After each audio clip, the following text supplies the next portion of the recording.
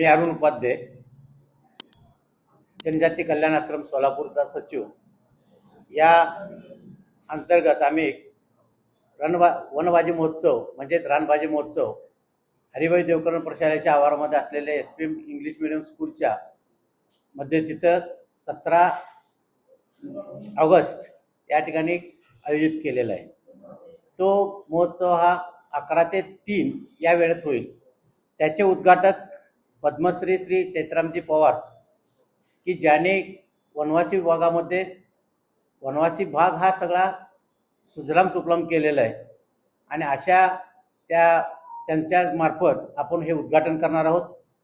आपल्याला ज्या रानभाज्या मिळणार आहेत त्या भीमाशंकरच्या खोऱ्यामध्ये पावसाळी पाऊस सुरू झाल्यानंतर लागवड न करता आपोआप त्या भाज्या येत आहेत। अशा भाज्या तिथल्या बंधू भगिनी घेऊन 16 तारखेला या ठिकाणी येणार आहेत आणि आपल्या सोलापूरकरांना त्याचा आस्वाद आपण 17 तारखेला देणार आहोत।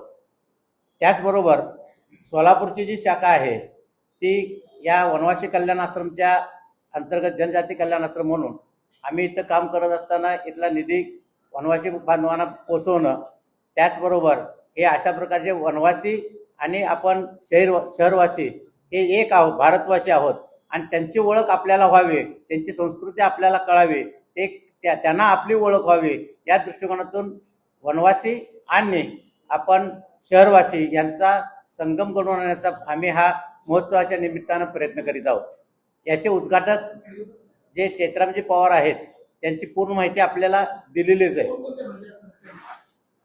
त्या भाज्यामध्ये दुर्मिळाचा कुरडू, चिंचरडा, नंतर चैताचा बार, तेरची, भारंगी, रताळी, काटमाटा, सोडगा, कोकमपाला, कवडा आणि करड्या अशा या वनभाज्या असणार आहेत।